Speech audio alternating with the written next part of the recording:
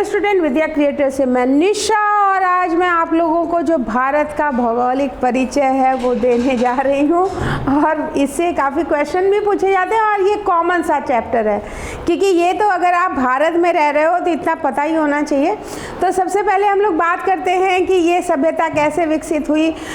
तो ये जो हमारी भारतीय सभ्यता है उसके विकास का श्रेय कहीं ना कहीं सिंधु घाटी सभ्यता को जाता है, और वही सभ्यता आगे धीमे धीमे बढ़ती रही है। साथ में जब आर्यंस आए हैं तो क्योंकि ये उत्तर भारत में रहे हैं तो इस क्षेत्र को आर्यावर्त नाम दिया गया, और उनकी भी सभ्यता चलती रही। जो वेद हैं उनकी भूमिका अभी तक हम लोग के जीवन में है।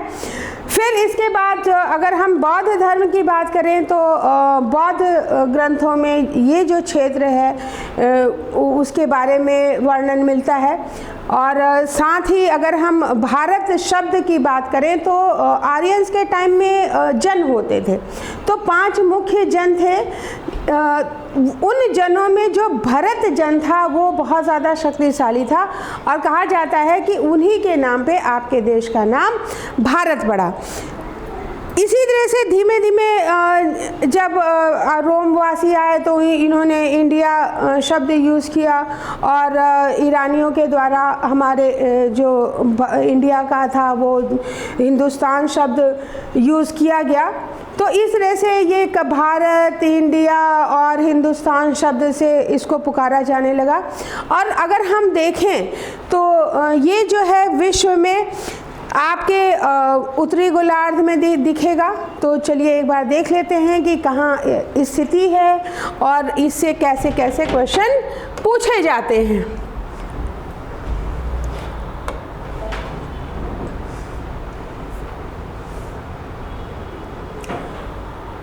तो अगर हम विश्व में देखें तो हमारा जो भारत है वो आपको यहाँ पे दिख रहा है। क्लियर हो रहा है? पूरे ये विश्व का मैप है जिसमें भारत हमको यहाँ पे दिख रहा है। तो एक क्वेश्चन पूछा जाता है कि भारत जो है वो कहाँ अवस्थित है। तो जैसे हम देख रहे हैं कि 0 डिग्री भूमध्य रेखा ये देखिए गुजर रही है, 0 डिग्री के ऊपर है, और यहाँ पे आपकी जो निकलेगी 0 डिग्री देशांतर रेखा, और इसके पूर्व में है। ये पूर्व, ये पश्चिम, ये उत्तर और ये दक्षिण।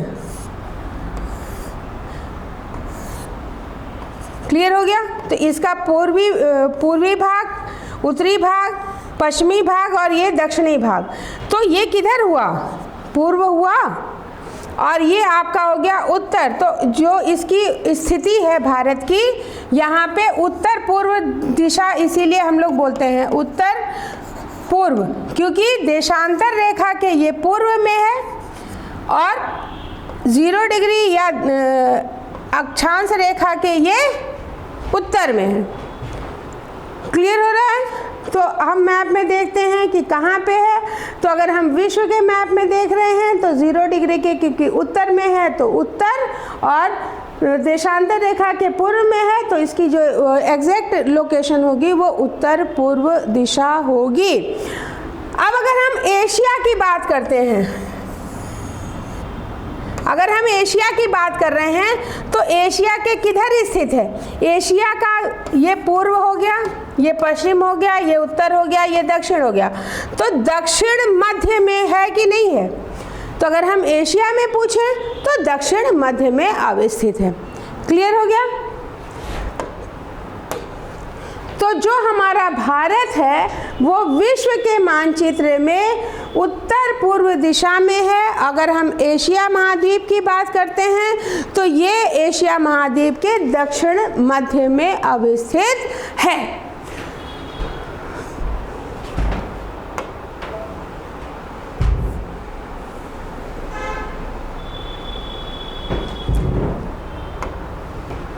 फिर ये देखिए, ये जो पोर्शन है यहाँ पे क्या है? ये जल से घिरा हुआ है।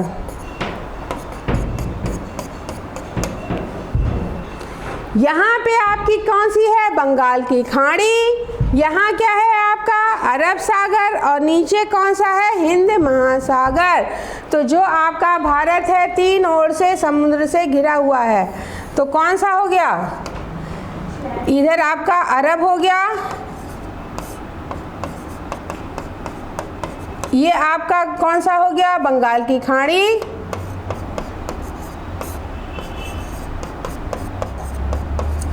और ये कौन सा हो गया आपका, हिंद महासागर।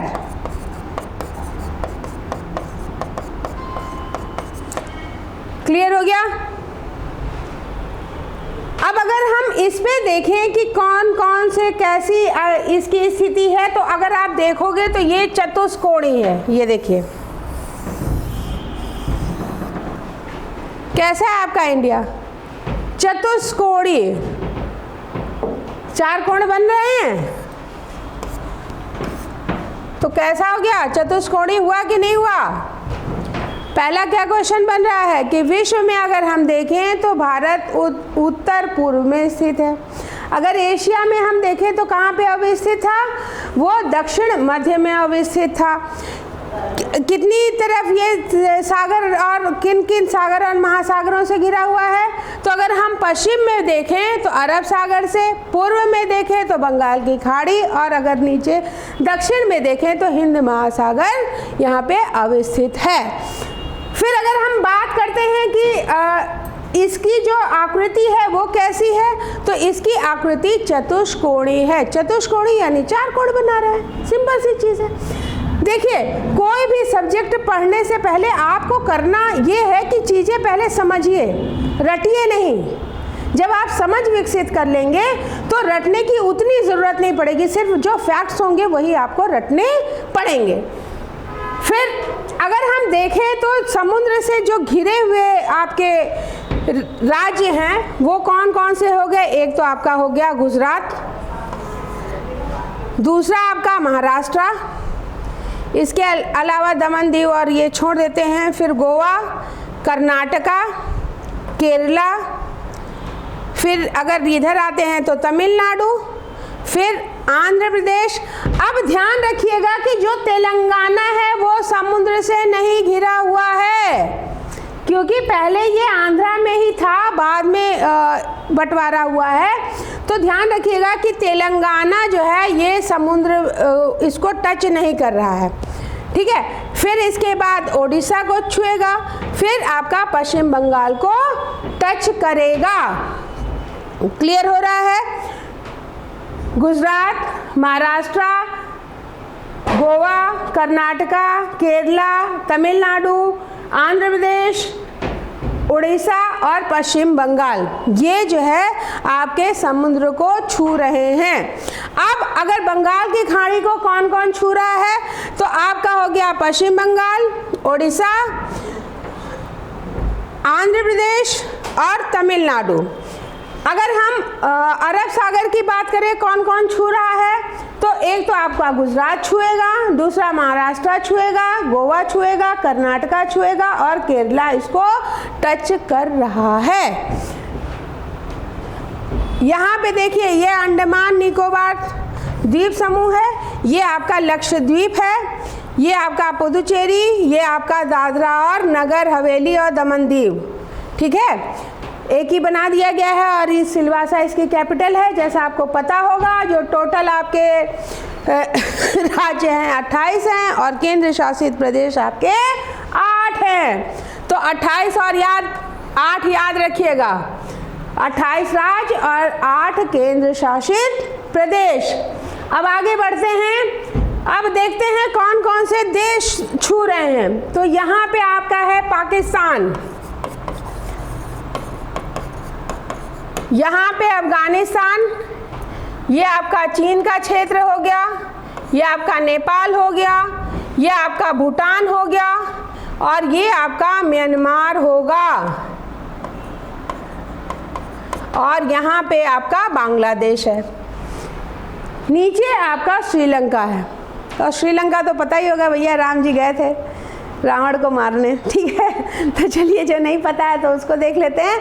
पाकिस्तान, अफगानिस्तान बहुत छोटा, और क्योंकि ये जो है ऑक्यूपाइड कश्मीर के अंतर्गत वो सीमा छू रही है, तो एक बार ये देख लीजिएगा, ये चीन है, ये नेपाल है, ये भूटान है, ये आपका बांग्लादेश है, ये आपका म्यांमार है। अब क्वेश्चन कैसे पूछेगा? क्वेश्चन ये पूछेगा कि इसका उत्तरी पड़ोसी बताइए, इसका पूर्वी पड़ोसी बताइए, इसका दूरस्थ पड़ोसी बताइए, या इसका जो है पश्चिमी पड़ोसी बताइए। ठीक है, अब वो तो आपको क्लियर हो गया होगा। अब दूसरा क्वेश्चन कैसे पूछेगा कि ये बताइए कि पाकिस्तान से कौन कौन से राज्य आपके छू रहे हैं और सबसे ज़्यादा कौन छू रहा है, सबसे कम कौन सा राज्य इसको छुएगा। सॉरी। तो अब अगर हम लोग देखें तो लद्दाख का क्षेत्र छू रहा है, श्रीनगर जम्मू कश्मीर का छू रहा है, पंजाब का छू रहा है, राजस्थान का छू रहा है और गुजरात का छू रहा है। तो कितने हो गए? 1 2 3 4 और 5 राज्य। क्लियर हो गया? तो पाकिस्तान में आपके जो राज्य हैं वो 5 हैं। सबसे ज़्यादा जो छू रहा है वो आपका राजस्थान को छू रहा है, और सबसे कम की अगर हम बात करें तो सबसे कम आपका जो छुएगा वो आपका लद्दाख को छुएगा। क्लियर हो गया? अब अफगानिस्तान को सिर्फ लद्दाख का छोटा सा पोर्शन टच कर रहा है। चाइना को आपका लद्दाख छू रहा है, लेकिन जम्मू कश्मीर टच नहीं कर रहा है। ध्यान रखिएगा, जम्मू कश्मीर पहले जब केंद्र शासित नहीं बना था तब तो टच हो रहा था चाइना से, बट अब टच नहीं हो रहा है। अब किससे टच हो रहा है? ये पाकिस्तान से टच हो रहा है, और लद्दाख जो है वो चाइना से हो रहा है। हिमाचल प्रदेश हो रहा है, आपका उत्तराखंड हो रहा है, इसके बाद आपका सिक्किम हो रहा है, और इसके बाद अरुणाचल प्रदेश हो रहा है। तो 1 2 ये 3, सिक्किम ये 4, अरुणाचल प्रदेश ये 5। तो चाइना से भी आपके जो राज्य हैं वो 5 राज्य सीमा बना रहे हैं। बांग्लादेश से अगर हम बात करें तो बांग्लादेश से पश्चिम बंगाल सीमा बना रहा है, ये देखिए।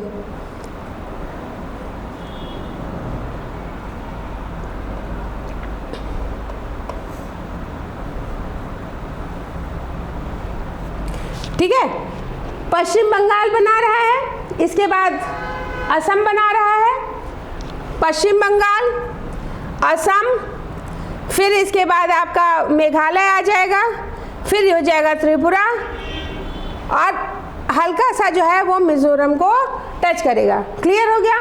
तो पश्चिम बंगाल, असम, मेघालय, त्रिपुरा और मिजोरम को छू रहा है, लेकिन अरुणाचल प्रदेश और सिक्किम को इसकी सीमा टच नहीं करती है। क्लियर हो रहा है?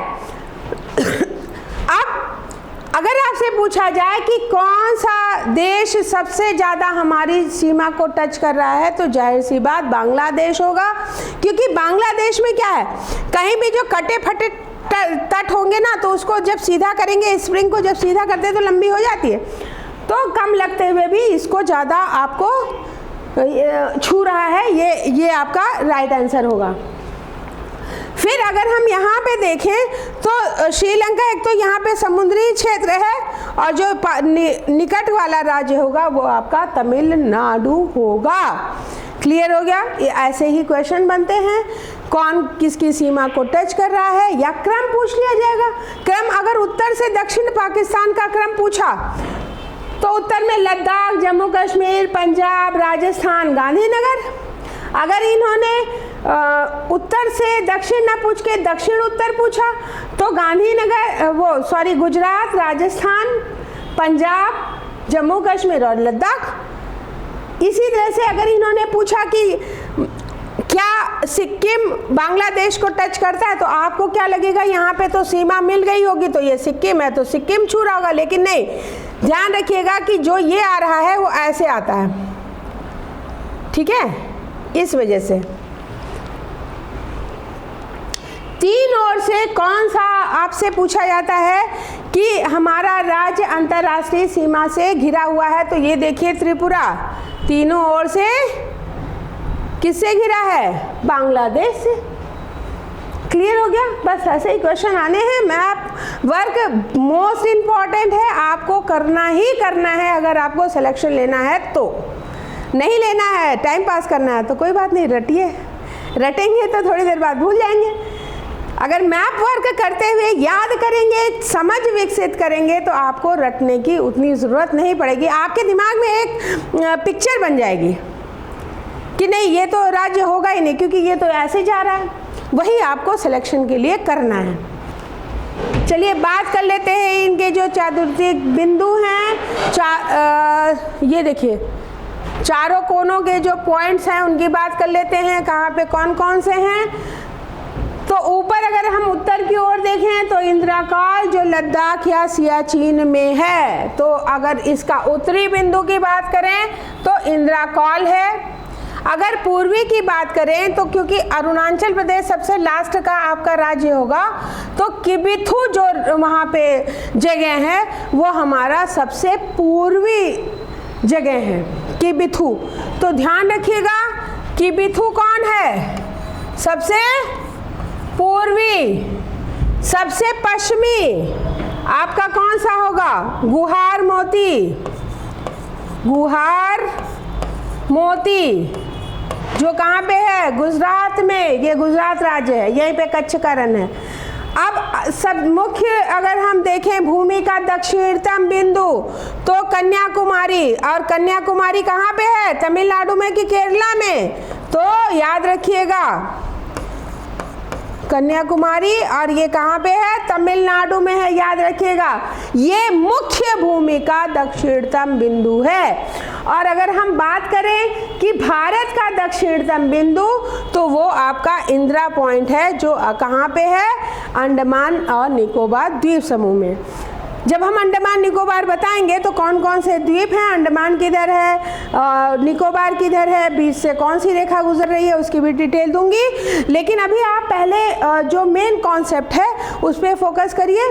धीमे धीमे हर राज्य की डिटेल में देती रहूँगी। तो इंदिरा पॉइंट अगर आपसे पूछा जाए कि भारत का दक्षिणतम बिंदु तो इंदिरा पॉइंट है। अगर पूछा जाए उत्तर का उत्तरी जो पॉइंट है वो कौन सा है, तो इंदिरा कॉल है। कहाँ पे है? तो सियाचिन या लद्दाख में। अगर आपसे पूछा जाए मुख्य भूमि का दक्षिणतम बिंदु तो वो आपका है कन्याकुमारी। किस राज्य में है अगर पूछा जाए तो तमिलनाडु में है, क्योंकि हम लोग क्या वो दक्षिणतम केरल को टिक कर देते हैं, तो ध्यान रखिएगा तमिलनाडु। फिर अगर इसका पूछा जाए कि पूर्वोत्तर कौन है तो किबिथु है, पश्चिमोत्तर कौन है तो आपका गुहार मोती, और जो कहाँ पे है? गुजरात में है। तो जाहिर सी बात है कि इसका जो पूर्वी राज्य है वो कौन सा है? अरुणाचल प्रदेश। पश्चिमी राज्य कौन सा होगा? आपका गुजरात होगा। उत्तरी कौन सा राज्य है? लद्दाख होगा। अगर दक्षिणी मुख्य भूमि का दक्षिणी राज्य पूछा जाए तो तमिलनाडु होगा। और अगर भारत का दक्षिणी राज्य पूछा जाए तो अंडमान निकोबार होगा। साथ में एक चीज़ और बता दूं कि जो तट रेखा है वो सबसे ज़्यादा मानी जाएगी गुजरात की। क्यों? क्योंकि ये काफ़ी कटी फटी है। वही स्प्रिंग वाली चीज़ मैं बता रही हूँ कि स्प्रिंग को जब आप बड़ा करोगे खींचोगे तो बड़ी हो जाएगी, उसी तरह से कटा फटा तट है तो सारा इंक्लूड करा जाएगा ना।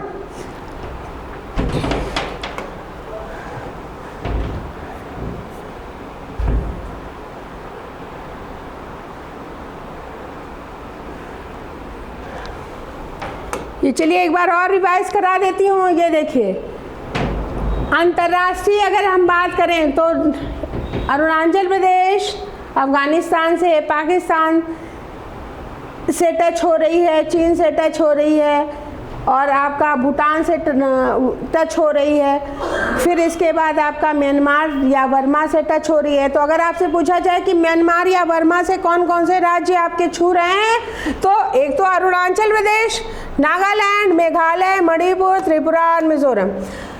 अब इसका क्रम भी आपसे पूछा जाता है, ठीक है? तो अरुणाचल प्रदेश आएगा, इसके बाद असम नहीं आएगा, ध्यान रखिएगा। असम यहाँ से मिला नहीं हुआ है, ये अरुणाचल प्रदेश का राज्य है क्षेत्र।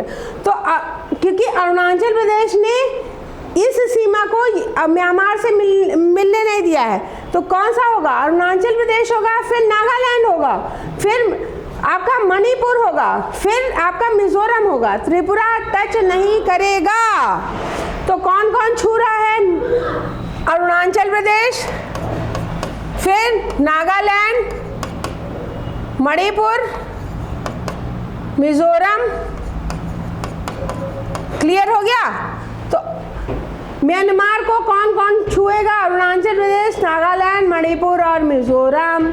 भूटान को कौन छू रहा है? आपका सिक्किम छुएगा, पश्चिम बंगाल छुएगा और फिर आपका जो है असम छुएगा और अरुणाचल प्रदेश छू रहा है। देखिए ये सिक्किम छू रहा है, पश्चिम बंगाल छू रहा है, ये आपका असम छू रहा है और ये आपका अरुणाचल प्रदेश छू रहा है। ये ज़रूर याद करिएगा, ज़रूर से ज़रूर, क्योंकि 7 सिस्टर्स से आपका क्वेश्चन पूछा जाने वाला है। और यहीं पे जो आपकी गंगा नदी है और ब्रह्मपुत्र नदी है वो डेल्टा बनाती है, सुंदरवन का डेल्टा। सुंदरी नामक वृक्ष के कारण सुंदरवन का डेल्टा कहलाता है। ठीक है, यही वो स्थान है। विश्व का सबसे बड़ा डेल्टा यहीं पे बनता है। माजुली द्वीप यहाँ पे है, असम में। क्लियर हो गया? ऐसे ही क्वेश्चन आपसे पूछे जाने वाले हैं। अब देख लेते हैं अक्षांशीय और देशांतरी विस्तार। तो अगर हम देखें तो अक्षांश और देशांतरी विस्तार की बात करें तो अक्षांश रेखा कहाँ से कहाँ तक है? तो मुख्य भूमि में अगर हम देखें तो अक्षांश रेखा 8 डिग्री 4 मिनट यहाँ से गुजरेगी और दूसरी जो होगी 37 डिग्री 6 मिनट। क्लियर हो रहा है? तो अगर आपसे पूछा जाए कि अक्षांशीय विस्तार क्या है तो मुख्य भूमि की अगर हम बात करें तो 8 डिग्री 4 मिनट से 37 डिग्री 6 मिनट। अक्षांशीय, ध्यान रखिएगा, अक्षांशीय विस्तार की अगर हम बात करें मुख्य भूमि की तो 8 डिग्री 4 मिनट से लेकर के ये कहाँ तक जा रही है? 37 डिग्री 6 मिनट। क्लियर हो गया? और अगर अक्षांशीय विस्तार टोटल की बात करें, मुख्य भूमि की बात ना करें, तो सिर्फ ये चेंज होगा। क्यों? क्योंकि अंडमान और निकोबार ये कितने डिग्री पे है? 6 डिग्री 45 मिनट पे है। ठीक है, तो ये जो होगा वो 6 डिग्री 45 मिनट से लेकर के 37 डिग्री 6 मिनट होगा। क्लियर हो रहा है? क्योंकि जो मुख्य भूमि है वो उसके नीचे से आपका नीचे से शुरू हो जा रहा है, अंडमान और निकोबार। ठीक है, तो 6 डिग्री 45 मिनट टोटल पूछे हैं तो 6 डिग्री 45 मिनट से लेकर के 37 डिग्री 6 मिनट। और अगर पूछें आपसे अक्षांशीय विस्तार मुख्य भूमि का तो 8 डिग्री 4 मिनट से लेकर के 37 डिग्री 6 मिनट। क्लियर हो रहा है? फिर देशांतरी विस्तार की अगर हम बात करें तो देशांतरी जो विस्तार होगा वो आपका होगा 68 डिग्री 60 मिनट से 68 डिग्री 7 मिनट से लेकर के 97 डिग्री 6 मिनट। क्लियर हो रहा है? अब क्योंकि देशांतर कह रही हूँ, कर्क रेखा इसके बीचों बीच से गुजर रही है, इस वजह से ये देखिए ये आपके निकलेगी यहाँ से।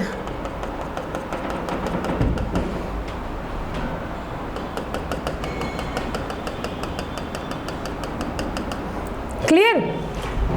इस वजह से ये वाला जो क्षेत्र होगा ये उपोष्ण होगा और इधर वाला क्षेत्र होगा उष्ण, क्योंकि 0 डिग्री काफी पास से गुजर रही है। क्लियर हो रहा है? अब कर्क रेखा अगर हम पूछें कि 23/1/2 डिग्री किन किन राज्यों से गुजर रही है, 23/1/2 डिग्री किन किन राज्यों से गुजर रही है, तो देखिए गुजरात से गुजर रही है, राजस्थान से गुजर रही है, मध्य प्रदेश से गुजर रही है, छत्तीसगढ़ से गुजर रही है, झारखंड से गुजर रही है, पश्चिम बंगाल से गुजर रही है, त्रिपुरा से गुजर रही है और मिजोरम से गुजर रही है। तो कितने टोटल राज्य हो गए? 1 2 3 4 5 6 7 8। टोटल कितने राज्य हैं? 8 राज्य। सबसे ज़्यादा किसको छू रही है? देखिए एरिया सबसे ज़्यादा किसका है? मध्य प्रदेश का। सबसे कम किसको छू रही है? राजस्थान को। तो राजस्थान को सबसे कम छू रही है और मध्य प्रदेश को सबसे ज़्यादा छू रही है। कितने राज्यों को छू रही है? टोटल 8 राज्यों को छू रही है। अगर हम इसका पूर्व से पश्चिम क्रम पूछें तो पूर्व से पश्चिम क्रम क्या होगा? मिजोरम, त्रिपुरा, पश्चिम बंगाल, झारखंड, छत्तीसगढ़, मध्य प्रदेश, राजस्थान और गुजरात। अगर पश्चिम से पूर्व क्रम पूछे तो कौन सा होगा? गुजरात, राजस्थान, मध्य प्रदेश, छत्तीसगढ़, झारखंड, पश्चिम बंगाल, त्रिपुरा और मिजोरम। बस ऐसे ही क्वेश्चन पूछे जाने वाले हैं। कितना इजी है। अगर सही डायरेक्शन में आप पढ़ाई करते हो तो टेंशन लेने की ज़रूरत नहीं है। बस आपका तरीका सही होना चाहिए और आपको इजी वे में सिलेक्शन मिल जाएगा। अब ये चाहे जैसे क्वेश्चन पूछा जाए भाई, जब आपको मैप बिल्कुल तैयार है और चाहे जैसे क्वेश्चन पूछा जाए, क्या आप कंफ्यूज होगे? नहीं होगे। क्या जरूरत है कि उष्ण और उपोष्ण कटिबंध है, चतुष्कोणी है, ये सब रटने की क्या जरूरत है? भाई हमको दिख तो रहा है कि 4 कोण बन रहे हैं, तो क्या हो गया? चतुष्कोणी हो गया कि नहीं हो गया? अगर विस्तार की बात करें तो 8 डिग्री 4 मिनट से 37 डिग्री 6 मिनट अक्षांशीय विस्तार है। देशांतरी विस्तार की बात करें तो 68 डिग्री 7 मिनट से 97 डिग्री 6 मिनट। अगर मुख्य की बात करें तो 6 डिग्री 45 मिनट से लेकर के 37 डिग्री 6 मिनट। बस किन किन राज्यों से गुजर रही है कर्क रेखा, तो क्या जरूरत है रटने की? क्रम अगर पूछे तो क्या जरूरत है रटने की? सीधे आप देखो ना, 2-3 बारी देखोगे तो अपने आप चीज़ें याद हो जाएंगी। ठीक है, बस ऐसे ही पढ़ाई करते रहिए और सिलेक्शन जल्दी से जल्दी लीजिए। आज के लिए इतना ही। Thank you.